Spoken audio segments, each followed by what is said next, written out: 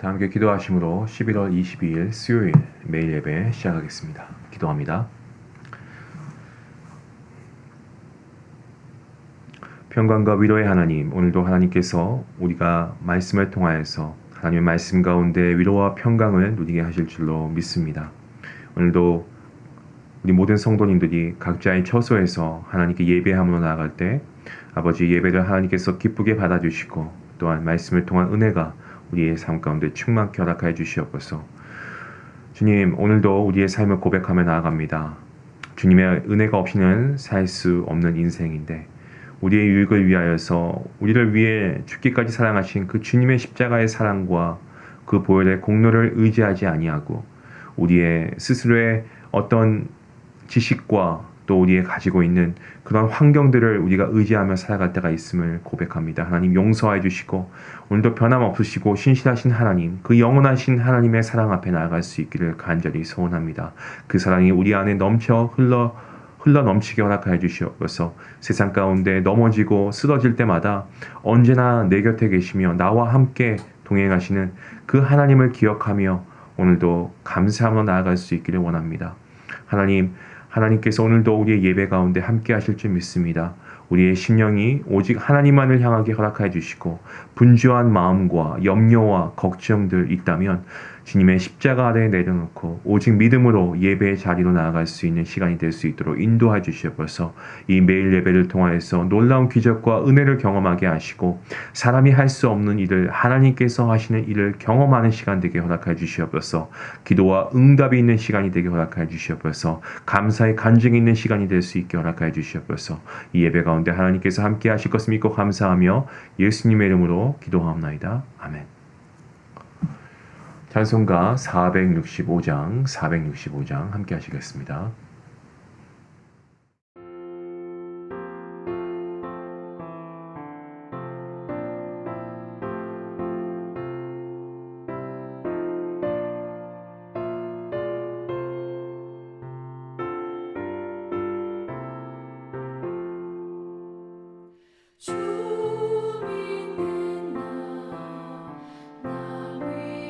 진실하고 너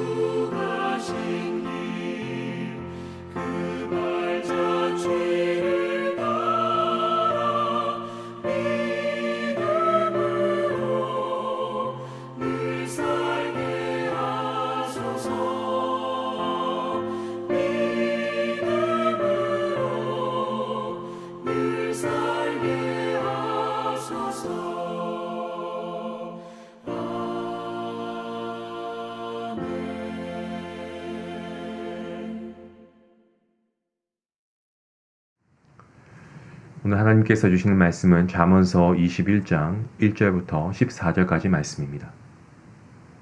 우리 함께 말씀을 함께 읽도록 하겠습니다. 1절 말씀부터 함께 봅니다. 왕의 마음이 여호와의 손에 있음이 마치 봇물과 같아서 그의 임의로 인도하시니라. 사람의 행위가 자기 보기에는 모두 정직하여도 여호와는 마음을 감찰하시니라. 공의와 정의를 행하시는 것은 제사 드리는 것보다 여호와께서 기쁘게 여기시니라. 눈이 높은 것과 마음이 교만한 것과 악인이 형통한 것은 다 죄니라. 부지런한 자의 경영은 풍부함에 이를 것이나 조급한 자는 궁핍함에 이를 따름이니라. 속이는 말로 재물을 모으는 것은 죽음을 구하는 것이라. 곧 불려다니는 안개니라. 악인의 강포는 자기를 소멸하나니 이는 정의를 행하기 싫어함이니라. 죄를 크게 범한 자의 길은 심히 구부러지고 깨끗한 자의 길은 고드니라. 다투는 여인과 함께 큰 집에서 사는 것보다 움막에서 사는 것이 나으니라.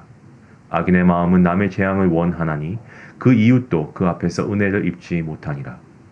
거만한 자가 벌을 받으면 어리석은 자도 지혜를 얻겠고 지혜로운 자가 교훈을 받으면 지식이 더하리라.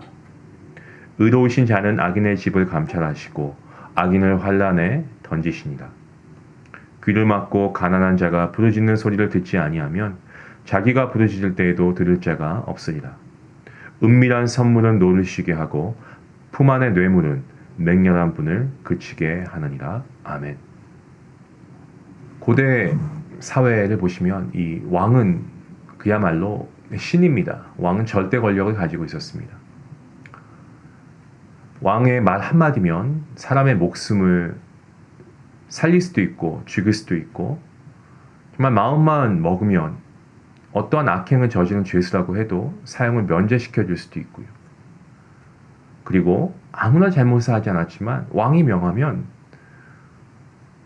어느 한순간에 모든 그가 가지고 있었던 권력이나 그러한 자리를 다 내어놓고 감옥에 가야 할 수도 있었습니다.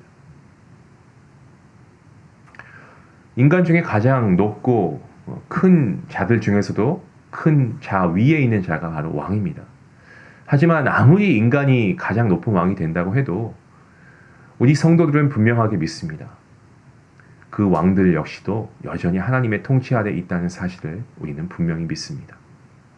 오늘 본문 1절 말씀입니다. 왕의 마음이 여호와의 손에 있음이 마치 봇물과 같아서 그가 임의로 인도하시니라. 여기서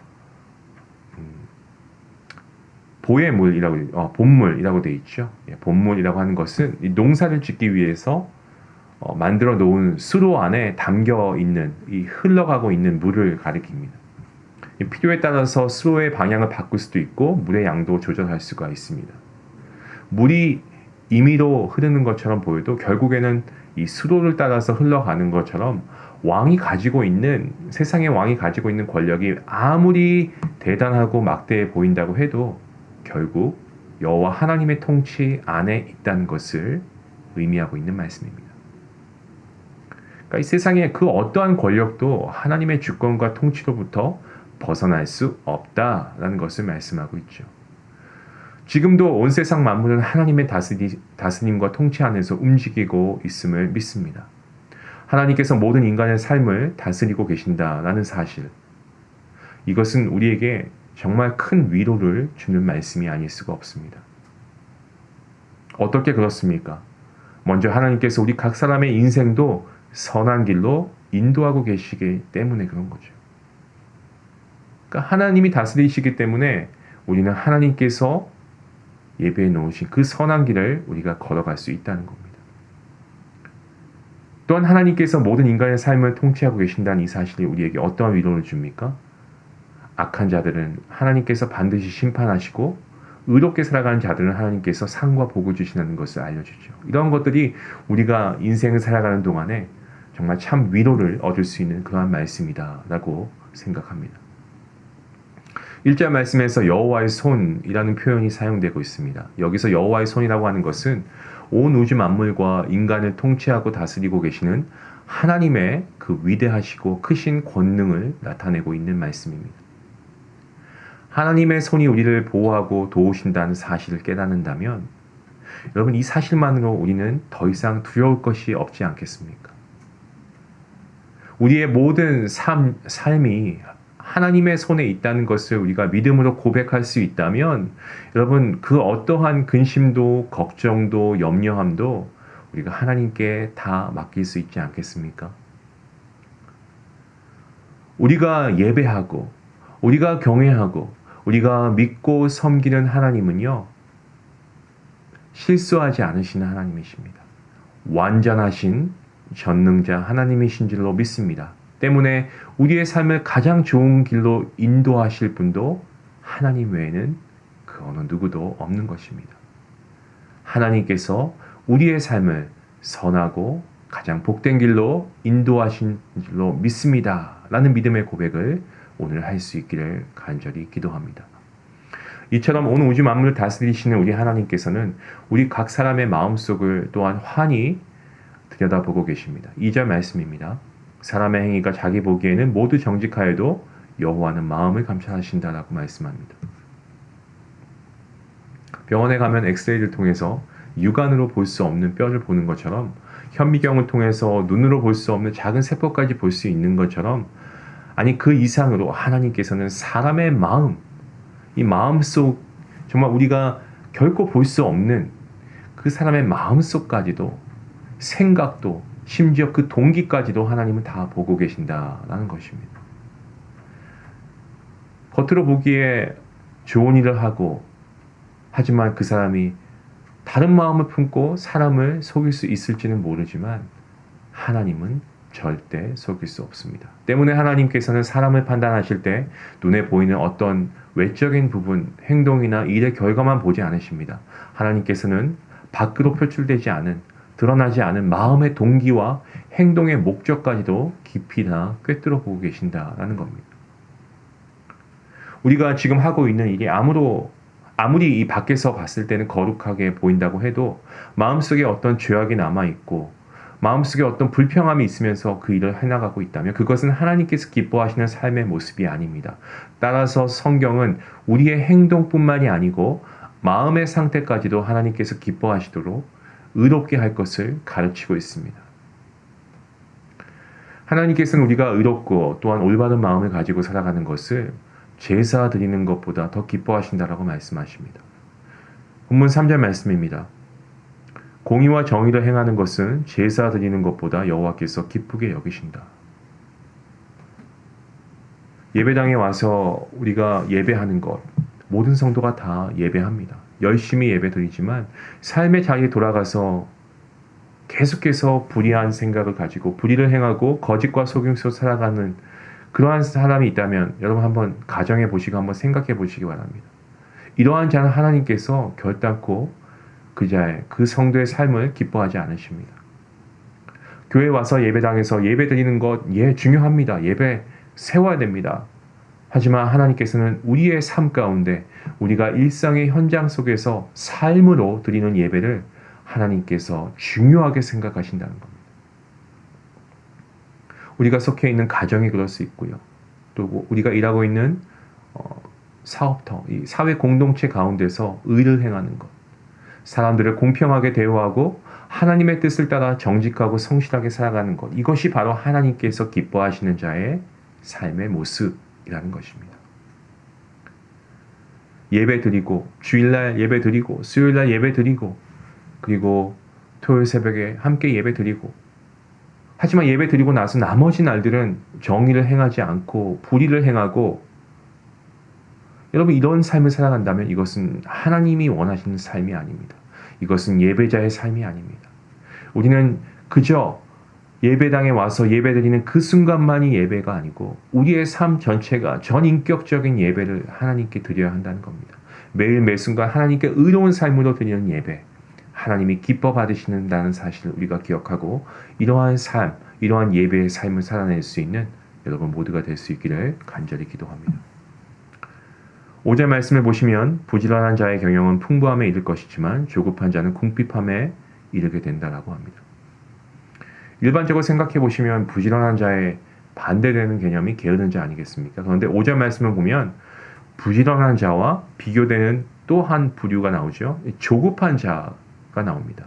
그러니까 부지런한 자와 게으른 자가 아니고 부지런한 자와 조급한 자를 이렇게 비교하고 대조하고 있습니다. 자, 여기서 말하는 부지런한 자는 성실하고 또한 정직함을 갖춘 사람입니다. 의로운 방법으로 살아가는 사람이죠. 이와 같은 사람은 하나님의 복을 받고 풍성한 삶을 살아가게 됩니다. 하지만 이와 대조되고 있는 조급한 자, 이 조급한 자는 빨리 재물을 모으려고 하는 욕심에 눈이 멀고 부정직한 방법으로 살아가는 악한 사람을 가리킵니다. 자기의 개인적인 유익을 위해서 물불 가리지 않고 수단과 방법을 가리지 않게 되는 사람은 결국에 그 말미에 궁핍함에 이르게 되고 하나님의 심판을 면치 못할 것입니다. 그래서 6절 말씀을 보시면 속이는 말로 재물을 모으는 것은 죽음을 구하는 것이다. 곧 불려다니는 안개이다 라고 합니다. 남을 속이고 피해를 주면서까지 재물을 모으려 하는 사람 결국 멸망하게 될 것이라는 겁니다. 불려다니는 안개라는 표현은요, 아침에 잠깐 있다가 흩어져 사라지고 마는 안개를 의미합니다. 속이는 말, 거짓된 방법 이런 것들을 가지고 부를 축적하려고 하는 시도, 결국에는 그 사람을 파멸로 빠뜨린다라는 것을 알 수 있습니다. 우리는 이와 같은 거짓과 속임수로 빨리 부자가 되려고 하는 악한 길에 들어서고자 하는 유혹을 우리가 이겨내야 합니다. 그리고 하나님의 뜻에 따라 정직하고 성실하게 땀 흘려 일하는 길을 택해야 할 줄로 믿습니다. 7절 말씀에 악인의 강포는 자기를 소멸하나니 이는 정의를 행하기 싫어함이다 라고 말씀합니다. 악행은요, 이것은 마치 우리가 누워서 침 뱉는다라는 이런 말이 있지 않습니까? 이와 동일합니다. 그러니까 자기가 파놓은 함정에 자기가 빠지게 되는 격이죠. 12절 말씀입니다. 12절 말씀, 의로우신 자는 악인의 집을 감찰하시고 악인을 환란에 던지신다. 여러분, 지금도 온 세상을 다스리고 계시는 분은 하나님이십니다. 이 하나님께서는 악인을 심판하고 계십니다. 죄악의 길을 걸어가는 자는 반드시 하나님께 심판을 받을 것입니다. 따라서 우리는 지금도 하나님께서 온 세상과 우리의 삶을 다스리고 계시다는 사실을 우리가 기억해야 할 것입니다. 그리고 오늘 우리가 읽은 이런 본문에 나오는 여러 가지의 유혹들 우리가 이겨야 되겠죠. 우리가 죄악의 유혹을 무찌르고 오직 하나님의 선하신 뜻대로 살아가기 위해서 우리가 오늘도 우리 스스로를 계속해서 훈련시키고 우리가 부단하게 노력하면서 살아가야 할 줄로 믿습니다. 사랑하는 성도 여러분, 우리가 오늘 지혜서의 말씀을 통해서 하나님의 뜻대로 살아가길 원합니다. 이것이 지혜입니다. 하나님의 뜻대로 살아가는 것이 지혜이고 하나님의 뜻대로 살아가는 것이 복된 길인 줄로 믿습니다. 우리 모두가 그 풍성한 그 하나님의 은혜의 축복의 길을, 생명의 길을 우리가 걸어갈 수 있기를 원합니다. 참된 지혜자, 계속해서 말씀을 통해 우리에게 권면할 때에 이 권면의 말씀이 우리에게 살이 되고 뼈가 되고 우리가 정말 믿음을 세워갈 수 있는 귀한 그러한 디딤돌이 될 수 있기 원합니다. 오늘도 이러한 지혜자의 삶으로 한 걸음 더 나아갈 수 있는 우리 모두가 될 수 있기를 간절히 기도합니다. 기도하시겠습니다. 하나님 감사합니다. 오늘 말씀을 통해서 우리가 지혜자의 삶을 다시 한번 깨닫게 됩니다. 하나님, 악인의 형통을 우리가 추구하는 경우가 여러 있었던 것 같습니다. 왜냐하면 그것이 좋아 보이고 그것이 쉬워 보이고 또한 다들 그렇게 하기 때문에 나도 그렇게 하면 되지 않을까? 라는 착각 속에 우리가 때로는 실수로 때로는 우리가 알면서도 그러한 세상의 방법을 취하며 우리의 유익을 구하려고 했던 것을 우리는 기억합니다. 하나님 용서하여 주시옵소서. 그리고 이제부터는 정말 오늘 말씀대로 우리의 마음을 깨뜨려 보시는 우리의 심령을 감찰하시는 하나님을 우리가 두려워하며 우리의 마음과 우리의 생각까지도 온전히 하나님이 기뻐하시는 생각과 마음을 품을 수 있도록 도와주시고 그러한 행함과 또한 우리의 삶을 살아낼 수 있는 능력 있는 그리스도인들 되게 허락하여 주시옵소서. 감사하며 예수님의 이름으로 기도합니다. 아멘. 오늘 말씀 생각하시면서 우리가 가지고 있는 연약함을 먼저 하나님께 내어놓으면 좋겠습니다. 우리에게도 죄악의 유혹이 있습니다. 이것을 무찌를 수 있는 것은 말씀을 붙잡고 우리가 성령님을 의지하며 나아갈 때 가능합니다. 우리가 함께 기도함으로써 이러한 죄의 유혹을 무찌르고 하나님 뜻대로 살아갈 수 있게 허락해 주시옵소서. 우리의 마음도 하나님이 보신다고 했는데 우리의 마음도 거룩한 마음으로 하나님께서 만들어 주시옵소서. 우리 같이 함께 말씀을 생각하시면서 기도하겠습니다.